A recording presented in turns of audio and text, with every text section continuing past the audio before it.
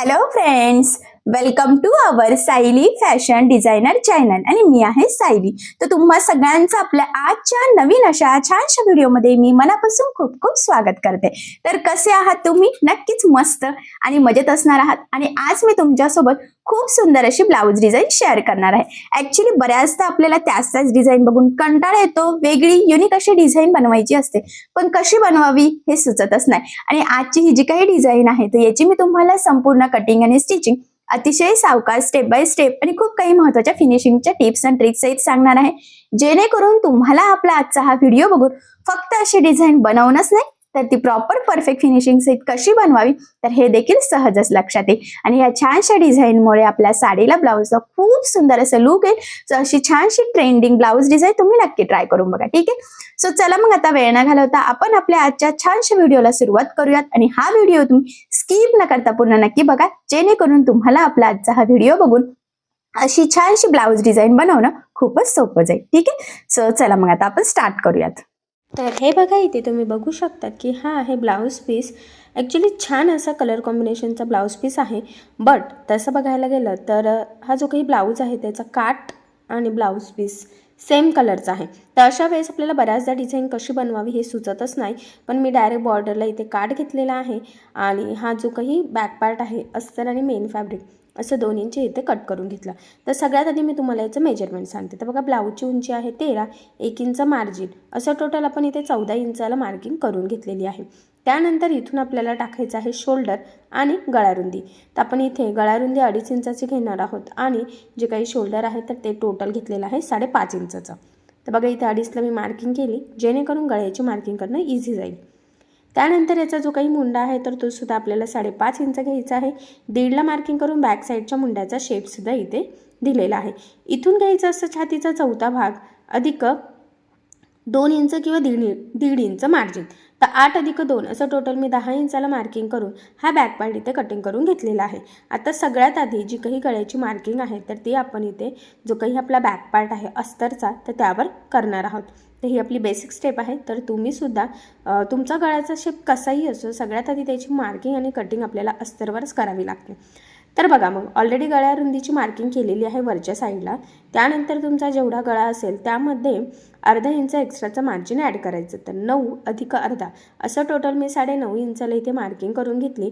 आणि यानंतर खालच्या साईडला 2.5 इंच गळ्या रुंदीची मार्किंग करायची आणि पट्टीच्या साह्याने ही लाईन ड्रॉ करून आपल्याला खरं तर इथे एक सिम्पल बॉक्स ड्रॉ करून घ्यायचा आहे. ही आपली बेसिक स्टेप आहे. आपला गळा कुठलाही असो, गोल, चौकोनी, पंचकोनी किंवा या व्यतिरिक्त कोणताही, पण सगळ्यात पहिली स्टेप असते की ह्या पद्धतीने गळ्याची मार्किंग करून हा बॉक्स ड्रॉ करणे. त्यानंतर बघा, इथून मी व्ही शेपमध्ये एक लाईन ड्रॉ करते आणि सिंपल असाच व्ही गळा घेतला तर तो खूप कंजेस्टेड होतो, पॅक होतो, तो फिटिंगला व्यवस्थित बसत नाही. त्यासाठी आपण नेहमी ह्या पद्धतीने 1 इंच तरी एक्स्ट्राचा असा कर देत असतो, जेणेकरून आपल्याला ब्लाऊज फिटिंगला व्यवस्थित बसावा. तर बघा, मग व्ही शेपची डीपमध्ये मी इथे मार्किंग करून घेतलेली आहे. आता ही जी काही मार्किंग केलेली आहे एक्झॅक्टली यावरच आपल्याला कटिंगसुद्धा करून घ्यायचं आहे. तर बघा, जर तुम्हाला कॅनव्हास पेपर लावून हा गळा रेडी करायचा असेल तर मग अशा वेळेस तुम्ही आधी कॅनव्हास पेपरवर मार्किंग करायची. पण आज आपण इथे डायरेक्टच करणार आहोत, सो त्यामुळे मग मार्किंगची गरज नाही आहे. तर जी मार्किंग केली होती बरोबर त्याच लेवलमध्ये इथे मी हा गळा कट करून घेतलेला आहे. ठीक आहे, सो अशा पद्धतीने गळ्याची मार्किंग कटिंग कशी करावी ते हे आय होप्स तुमच्या लक्षात आलं असेल. आता आपल्याला इथे स्टिच करायला सुरुवात करायचं आहे. आणि मी म्हटल्याप्रमाणे ज्यावेळेस आपला ब्लाऊज पीसचा कपडा आणि म्हणजे ब्लाऊजचा कलर म्हटलं तरी चालेल आणि काठाचा कलर सेम असेल, प्रिंट वगैरे सेम असेल तर डिझाईन कशी बनवावी हे सुचत नाही, तर अशी डिझाईन तुम्ही नक्की ट्राय करू शकता. ठीक आहे, चला तर आता आपण ब्लाऊज स्टिचला सुरुवात करूयात. तर सगळ्यात आधी बघा, आपल्याला अस्तर आणि ब्लाऊज पीसचा कपडा एकमेकाला जोडून घ्यायचा आहे. त्यासाठी मी ह्या पद्धतीने बघा, जो काही आपला ब्लाऊजचा बॅक पार्ट आहे तर तो सरळ ठेवला, त्यावर ठेवलेला आहे अस्तरचा पार्ट आणि गळारुंदी एकदा मोजून घ्यायची व्यवस्थित येत आहे की नाही ते, जेणेकरून जर गळारुंदी स्प्रेड झाली तर शोल्डर उतरण्याचे चान्सेस राहतात. ठीक आहे, अशा पद्धतीने ठेवल्यानंतर सगळ्यात आधी आपल्याला गळ्याच्या साईडने साधारणतः 1/2 इंच एवढं मार्जिन ठेवून टीप मारून घ्यायचं आहे. टीप मारताना मार्जिन कुठेही कमी जास्त होणार नाही याची आपल्याला काळजी घ्यायची आहे. कारण कॅनव्हास पेपर असेल ते ठीक आहे, पण याचं सगळं फिनिशिंग आपलं गळ्यावर डिपेंड आहे, सो त्यामुळे. ठीक आहे, तर बघा प्रॉपर फिनिशिंग सहित गळ्याला टीप मारून घेतली.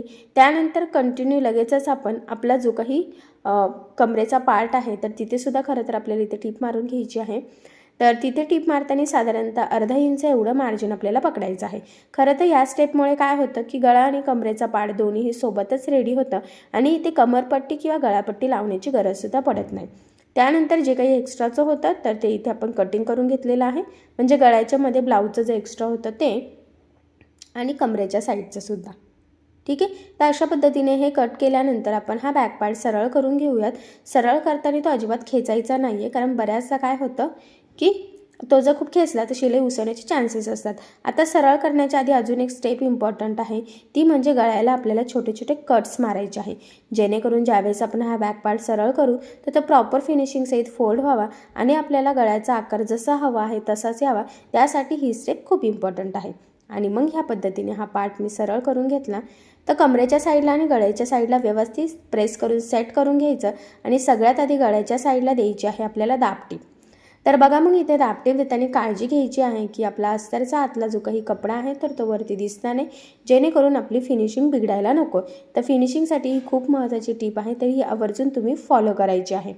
आणि थोडं थोडं पकडत प्रॉपर फिनिशिंग सहित फायनली आपण इथे दाबटीप देऊन घेतलेली आहे. यानंतर लगेचच कमरेच्या साईडला सुद्धा आपण इथे दाबटीप देऊन घेऊयात आणि इथे सुद्धा दाबटीप देताना अस्तरचा आतला कपडा वरती दिसणार नाही याची काळजी घ्यायची आहे. तर स्टिच करताना ज्या काही टिप्स अँड ट्रिक्स सांगते तर त्या नक्की फॉलो करा, म्हणजे प्रॉपर फिनिशिंग नक्कीच येईल. ठीक आहे. आता बघा परफेक्ट रेडी झाल्यानंतर इथे आपल्याला अस्तर आणि मेन फॅब्रिकचा बॅक पार्ट कडेकडेने टीप मारत जोडून घ्यायचं आहे. आता महत्त्वाचं म्हणजे हे जोडताना जेवढं शक्य आहे तेवढं कमीत कमी मार्जिन आपल्याला इथे पकडायचं आहे, कारण हे मार्जिन आपण कटिंग करताना कुठेही कॅल्क्युलेट केलेलं नसतं. तर हा पॉईंटसुद्धा खूप इम्पॉर्टंट आहे. त्याचबरोबर हे जोडताना कुठे गोळा होणार नाही, तिरकं जाणार नाही, तर या छोट्या मोठ्या गोष्टींची सुद्धा आपल्याला काळजी घ्यायची आहे. आणि बघा आता आपण हे जोडून घेतलेलं आहे. यानंतर जे काही एक्स्ट्राचा ब्लाऊज पीसचा कपडा आहे तर तो आपण इथे कटिंग करून घेऊयात, जेणेकरून आपला परफेक्ट मापाचा बॅक पार्ट रेडी होईल. कारण तुम्हाला सगळ्यांनाच माहीत आहे अस्तरवर आपण परफेक्ट कटिंग करतो, पण ब्लाऊज पीसचा कपडा आपण थोडंसं एक्स्ट्राचं मार्जिन ठेवून कटिंग करत असतो. तर बघा फायनल प्रॉपर फिनिशिंग सहित आपला बॅक पार्ट इथे रेडी झालेला आहे. यानंतर आता पुढची डिझाईन बनवण्यासाठी ज्या ज्या छोट्या मोठ्या डिझायनर गोष्टी लागतात तर त्या आपण इथे रेडी करून घेऊयात. तर बघा खरं तर आपल्याला इथे एक पट्टी लागणार आहे, तर तुम्ही साडीच्या कपड्याची थोडीशी पट्टी कट करू शकतात किंवा ब्लाऊजच्या कपड्याची जरी सेम यूज केली तरीसुद्धा चालेल. तर ते तुमच्या चॉईसवर डिपेंड आहे, पण मला असं वाटतं की थोडंसं ब्लाऊजचं यूज केलं तर कॉन्ट्रास्ट लूक येईल. तर बघा मी ही पट्टी इथे कट करून घेत आहे. तर बघा साईडला कसं ना, जिथे ब्लाऊज पीस होता ना खरं तर तिथेच साडीचा नेसत्या बाजूचा थोडासा प्लेन कपडा होता. सो मग तो इथे व्यवस्थित आपण एक्स्ट्राचं जे होतं ना ते कट करून घेतलेलं आहे, म्हणजे ब्लाऊज पीसचा. आणि ह्या पद्धतीने ही पट्टी कट केली, 1 इंचाची केली तरीसुद्धा चालेल. आता इथे आपल्याला चपटी पट्टी तयार करून घ्यायची आहे ह्या प्लेन कपड्याची. हे बघा ह्या पद्धतीने फोल्ड करून आपल्याला इथे टीप मारायची आहे. तर ही किती बारीक किंवा किती जाड करायची हे तुमच्यावर डिपेंड आहे, पण मीडियम साईजच ओके आहे असं मला वाटतं, जेणेकरून छान असं डिझाईनला आपल्या लूक येईल. खूप ब्रॉड असेल तर ते व्यवस्थित दिसणार नाही असं मला तरी वाटते. आणि जर तुमच्याकडे असा प्लेन कपडा कुठेच अवेलेबल नसेल किंवा साडीमध्ये किंवा ब्लाऊजमध्ये, तर मग तुम्ही सेम ब्लाऊज पीसचाच कपडा यूज केला तरीसुद्धा चालेल, जास्त काही फरक पडणार नाही. पण असेल कॉन्ट्रास्ट कपडा तर यूज केला तरी चालेल. ठीक आहे. आता आपल्याला इथे छोट्या छोट्या इथे पट्ट्या तयार करून घ्यायच्या आहेत, तर सेम साईजच्या करायच्या आहे बघा. तर मग ते व्यवस्थित एका साईजमध्ये ते मॅच करत करत कट करून घ्यायचं आहे. तर मी सुद्धा बघा व्यवस्थितच ठेवते, कारण कमी जास्त व्हायला नको. एक तर जास्त झाली तर चालेल पण कमी व्हायला नको. तर मला असं वाटतं एवढ्या पट्ट्या काय आपल्याला पुरणार नाही आहे, तर आपल्याला अजून एक बऱ्याचपैकी पट्ट्या लागणार आहे. त्यामुळे मग तो जो काही कपडा होता ना तर त्याचं कडेचं मी कट करून ही व्यवस्थित पट्टी इथे तयार करून घेते, कारण ती ब्लाऊज पीसच्या साईडला होती आणि खरं तर ती यूज म्हणजे करण्याची लायकीची नव्हती, तरीसुद्धा बघा आपण ती यूज केलेली आहे, कारण की आपल्याला कॉन्ट्रास्ट थोडासा प्लेन कपडा हवा होता. कॉन्ट्रास्ट म्हणजे हा मॅचिंगच आहे पण प्लेन कपडा, आणि साडीमध्ये जास्त काही प्लेन कपडा इथे खरं तर नाही आहे. साडीसुद्धा ब्लाऊज पीससारखी सेम पूर्ण अशी प्रिंटेड आहे. सो बघा मग आता थोडंसं ॲडजस्ट करत करत आपण ह्या पट्ट्या इथे रेडी करत आहोत, छोट्या छोट्याच, खूप काही मोठ्या करत नाही आहे. आणि खरं तर ह्या पट्टीला ना आतल्या साईडनी मार्जिनसुद्धा खूप कमी राहते. सो व्यवस्थित फोल्ड करून टीप मारून घ्यायची आहे. ठीक आहे. आता याच्यासुद्धा आधीच्या पट्ट्या जशा कट केलेल्या आहेत बरोबर त्याच साईजमध्ये आपल्याला कट करायचे आहेत, कारण कमी जास्त व्हायला नको. कमी जास्त झालं तर काय होतं की खरं तर फिनिशिंग बिघडते. आणि माझं म्हणणं असतं की फिनिशिंग खूप इम्पॉर्टंट आहे. ब्लाऊज असो, ड्रेस असो, साडी असो, डिझाईन असो, बाहीची डिझाईन असो नाही तर बॅकनेकची, फिनिशिंगवर थोडासा जोर द्यायचाच असतो. त्यानंतर बघा आता 1-1 इंचाच्या मार्किंग करायची आहे आपल्याला. आता ह्या मार्किंग नाही केल्या आपण अंदाजे पण करू शकतो, पण मार्किंग केल्याचा फायदा हा होतो की एकाच लेवलमध्ये व्यवस्थित आपले ह्या पट्ट्या लागल्या जातील आणि डिझाईन छान प्रॉपर फिनिशिंगसहित रेडी व्हावी यासाठी. तर आता ह्या गळ्याला आपल्याला ह्या पट्ट्या ह्या पद्धतीने फोल्ड करत लावून घ्यायच्या आहे. तर बघा इथे व्यवस्थित जिथे मार्किंग केलेली आहे ना त्याच मार्किंगवर आपल्याला बरोबर लावत पूर्ण गळ्याला आता ह्या पट्ट्या लावून घ्यायच्या आहे. म्हणजे मार्किंग केल्याचा फायदा हा आहे की 2 पट्ट्यांमधला जो काही डिस्टन्स आहे म्हणजे जे काही अंतर आहे तर ते सेम राहतं आणि त्यामुळे आपलं ब्लाऊजचं लूक बिघडत नाही. जर तुम्ही अंदाजे लावलं तर त्या म्हणजे किंचितशी कमी जास्त पुढे मागे असं होऊ शकतं आणि जर तसं झालं तर पूर्ण ब्लाऊजचं लूकच बिघडू शकतं. खरं तर खूप प्रॅक्टिस असेल तर तुम्ही डायरेक्ट पण करू शकतात, पण कधी खूप प्रॅक्टिस असली तरीसुद्धा गडबडीत डिस्टन्स कमी जास्त होण्याचे चान्सेस खरं तर खूप असतात. सो तसं होऊ नये त्यासाठी मग मार्किंग केली की टेन्शन राहतच नाही. आणि खरं तर सेंटरला ना आपल्याला एक येते मध्यभागी, पण ना आपल्याला मध्यभागी न लावता मध्यभागीच्या अलीकडे आणि पलीकडे अशा 2 पट्ट्या लावून घ्यायच्या आहे, कारण की आपली जी काही आपली पुढची डिझाईन आहे तर त्यावर ते डिपेंड आहे. जर मध्यभागीच लावली तर लूक काही व्यवस्थित येणार नाही आणि आपल्याला जसं पाहिजे तसं ते मॅनेज पण करता येणार नाही. खरं तर यासाठी मग सेंटरला न लावता सेंटरला बसून बघा कडेकडेने एकदम जवळजवळ 2 पट्ट्या लावलेल्या आहेत, तुम्हाला दिसतच असेल. ठीक आहे, फक्त तेवढा डिस्टन्स तिथे आपला जवळ आलेला आहे, बाकीचं सगळा सेम आहे. पण तिथे टोटल 4ही पट्ट्या एकदम जवळजवळ आहे, सेंटरपासून अलीकडे आणि पलीकडे 2-2. त्यामुळे मग ते व्यवस्थित मॅच होते. सो म्हणून फिनिशिंग बिघडण्याचे इथे तरी काही चान्सेस मला वाटत नाही आहे.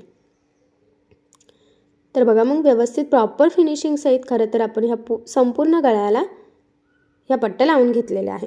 ठीक आहे, तर यानंतर आता पुढचं जे काही स्टिच करायचं आहे तर ते स्टिच करायला सुरुवात करूयात.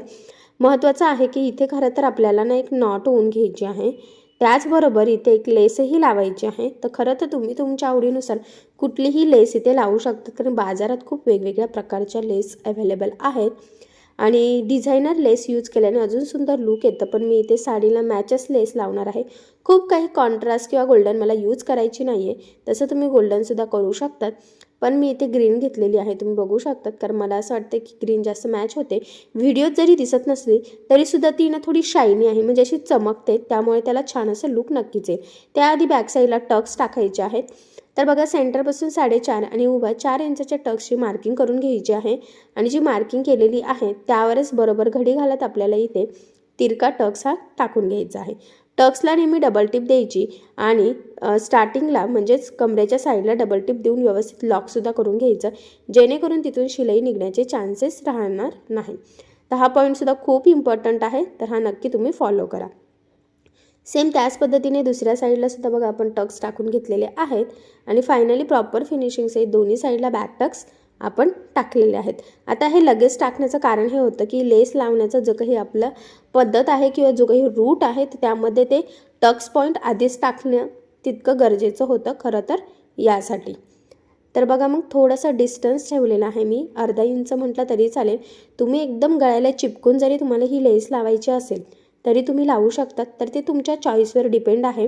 मध्यभागी व्यवस्थित एकावर एक लेस फोल्ड करायची आहे आणि मग ती कंटिन्यू लावायची आहे. पूर्ण लेसचं लावताना डिस्टन्स एकसारखा राहील याची काळजी घ्यायची आहे, किंवा तुम्ही डायरेक्ट पूर्ण गळ्याला कडेकडेने मार्किंग केली तरीसुद्धा चालेल, जेणेकरून व्यवस्थित एकाच लेवलमध्ये लेस लागली जावी यासाठी. आता या लेसला बघा मी डबल टिप देऊन घेते.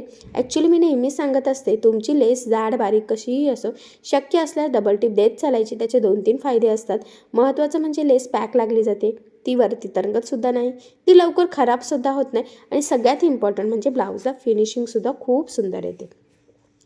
आता बघा तीच लेस आपल्याला इथे कमरेच्या साईडला लावायची आहे आणि तिथेसुद्धा मी डिस्टन्स सोडूनच लावत आहे. तुम्ही एकदम जवळून लावायची असेल तर लावू शकतात, काही प्रॉब्लेम नाही. पण असं सुद्धा ब्लाऊजला छान लूक येतं, तर असं वेगळंसुद्धा तुम्ही नक्की ट्राय करून बघू शकतात. ठीक आहे. तर बघा इथे तर आपण मॅचिंगच लेस यूज केलेली आहे. मी म्हटल्याप्रमाणे तुम्ही तुमच्या आवडीनुसार किंवा कस्टमरच्या चॉईसनुसार किंवा गोल्डन वगैरे पण लेस इथे यूज करू शकतात. गोल्डन पण उठूनच दिसते, पण यावर वर्क जे आहे ना तर ते कॉपर गोल्डन आहे. सो त्यामुळे मला असं वाटलं की प्लेन गोल्डन लेस यूज करण्यापेक्षा ग्रीनच केली तर जास्त उठून दिसेल, कारण की ब्लाऊजसुद्धा पूर्ण वर्कवाला आहे. सो त्यामुळे तर बघा आता इथे रेडीमेड गोल्डन कलरची नॉट घेतलेली आहे मी. एक साईडने मोजून बघितली आणि त्याच्या डबल आपण इथे कट करून घेतलेली आहे. आता ही नॉट आपल्याला आपण जे काही छोटे छोटे पट्ट्या करून गळ्याला लावलेल्या आहे ना तर त्यामधून ओवून घ्यायची आहे. त्यासाठी बघा ही सेफ्टी पिन यूज करायची, जेणेकरून आपली नॉट पटपट ओवली जाते. म्हणजे फक्त सेफ्टी पण तिथे कॉर्नरला स्टार्टिंगला अटकून घ्यायची आणि त्याच्या थ्रू पटपट ओवून होतं बघा. आणि आता शोल्डर जोडताना वरच्या साईडची जी काही नॉट आहे तर ती व्यवस्थित जोडली जाणार आहे. ठीक आहे. तर हा पॉईंटसुद्धा खूप इम्पॉर्टंट आहे. सो लक्षात राहू द्या, कन्फ्यूज होऊ नका, कारण बऱ्याचदा आपला गडबडीमध्ये प्रॉब्लेम हाच असतो की आपल्याला सुचतच नाही की आता हे डिझाईनचं नॉट आहे तर त्याचं काय करायचं काय नाही. तर ते शोल्डरमध्ये आपलं शोल्डर जोडताना दाबलं जाईल. ठीक आहे. तर दोन्ही साईडला वरती थोडंसं नॉट ठेवलेलं आहे आणि आता इथून सेंटरपासून कट करायचं.